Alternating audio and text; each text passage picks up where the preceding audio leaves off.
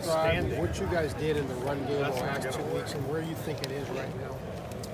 I think we made a lot of progress. You know, we obviously, on the bye week spent a lot of time, focused on running the ball, focused on, in the whole operation, and I think, it's paid dividends for us in these last 2 games. Controlled the ball a little bit more.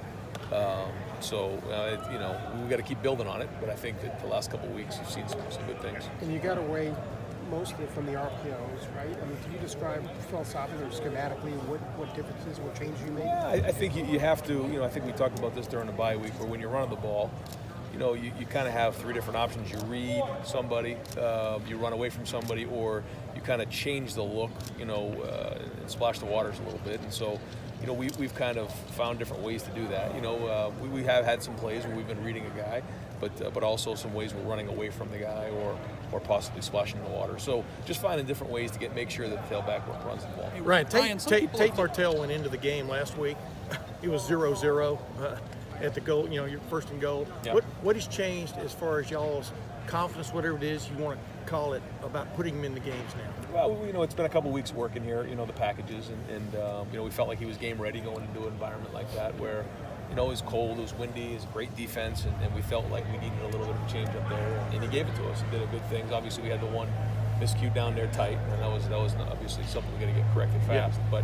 But other than that, I thought he did a good job. And what do you see that going forward? Do you see that expanding? I know things are kind of fluid, Yeah, they are, yeah. And also based on what you're seeing that week and schematically how it works. But he gives us a little bit of a change of pace. Hey Ryan, not to belabor the RPO point, but some players were saying you guys ran it very rarely.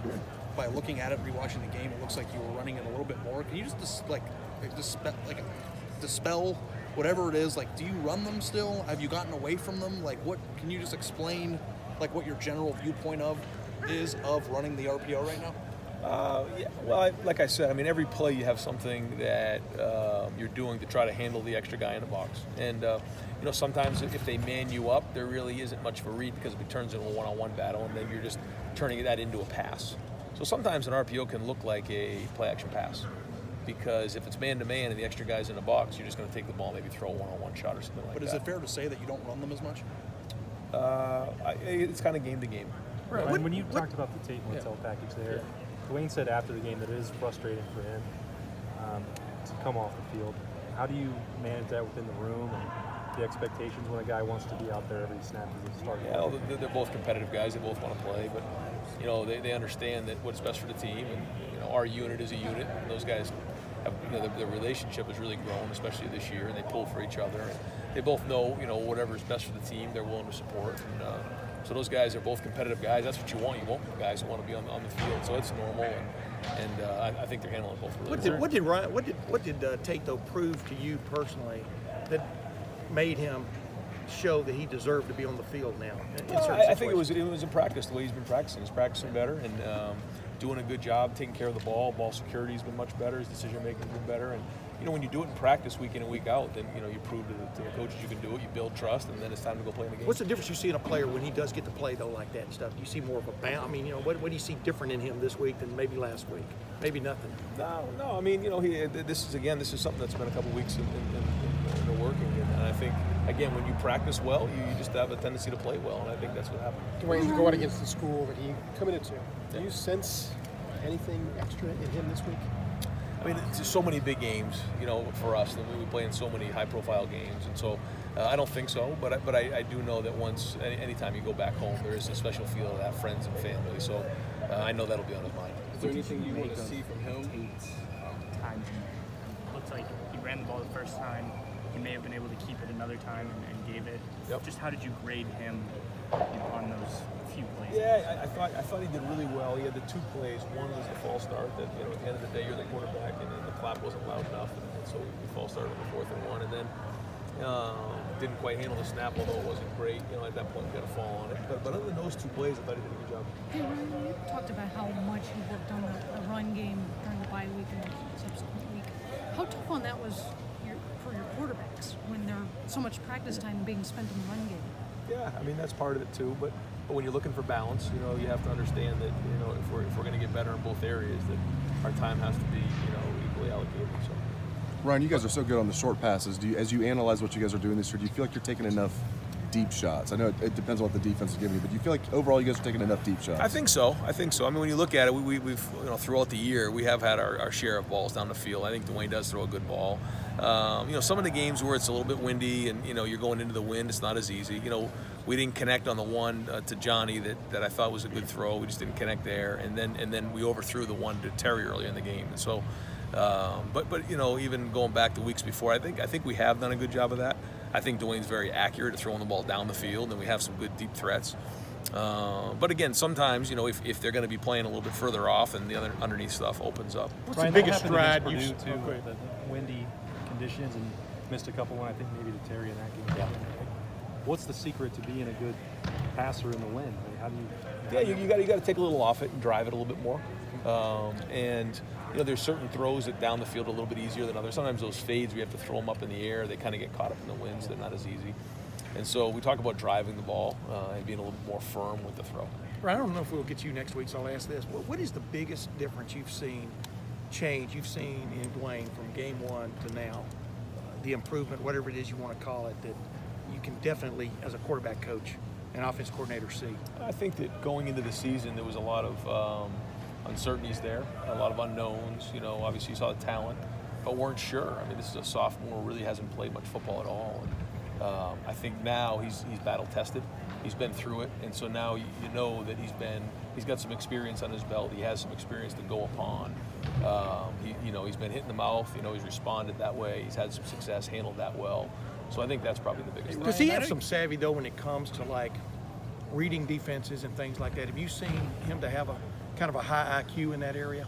Yeah, and I think every week it's getting better. And I think the more reps you get underneath your belt, the better. Because you can watch as much film as you want until you actually do it. You don't really know what it's going to look like. And so I think now he's starting to get a feel for all that. Ryan, you were really excited about Baldwin when you guys got him. Yeah.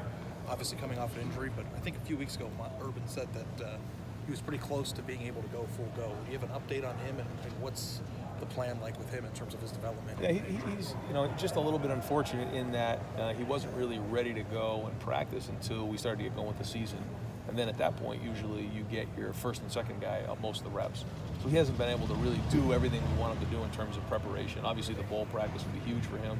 Spring practice will be huge for him. But I do think, when you look at where he's come physically and just learning football since he got here, he's come a long way. But he just needs to play. He's 100 now? 100% now? Yeah.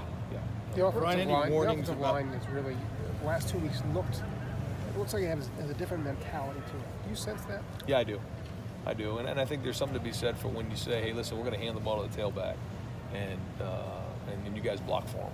And if there's an extra guy in the box, there's an extra guy in the box. I mean, there was an extra guy in the box last year with JT.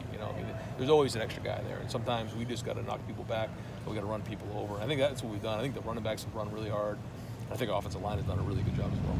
Have there been any warnings, like playing Maryland, not Michigan, is that creeping in, or is that necessary for this team?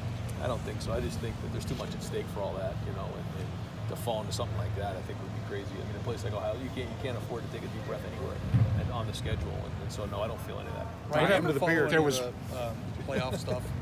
I mean, I know that you guys are kind of in a situation now where you just got to keep winning. But do you follow playoff stuff? Do you watch the shows? Is it part of your thinking? Not really. Ever? No, and I know it's fun to watch, and like my son will ask me all the time, and he'll tell me what we're ranked and everything like that. And I just tell him all that matters is what you're ranked at the end of the year. And it sounds like a cliche, but none of that matters if you lose the next week, and if you win, you move up. So the focus is always on the. You never get on your phone after a game, look at the scoreboard on ESPN's app or anything? I look at the other scores, the other teams for sure, but never really what the rankings are or spend much time on. What happened to your beard? Ryan, I shaved after 2 weeks. there was more off the field stuff today, and Urban had to take time and deal with that. How does that stuff manifest itself in this building here? No, I mean, all that stuff is foolishness, and this team right here knows what a great person Coach Meyer is, and what this program stands for. And the rest of that stuff, we're not even focused on. We just focused on practice today. Guys came out, did a great job, and so no, I mean, there's been a lot of things that have been said this year, and it hasn't bothered this team, and so it says a lot about the leaders and the culture of the team. But is it something that maybe galvanizes you guys a little bit, especially here towards the end of the season? It seems like a weird thing to kind of unite you guys, but does it? You know, I think this, you know, today was just one of those things where, you know, it was one of those things where a lot of people were just shaking their head like, well, you know, don't quite understand where that all comes from. And so, but this team is strong. This team is galvanized from a lot of different reasons. But yeah, I guess this would be another Ryan, but they do, example of that. They do see it. I mean, they follow everything. They see all the, I mean, and Coach Meyer said on the call today that, you know, guys were really fired up and angry about it. You know, I mean, what does that mean for the program? What does that mean for you and your job? How does that change things? I mean, because it does. It's not like they're not aware, you know? Sure.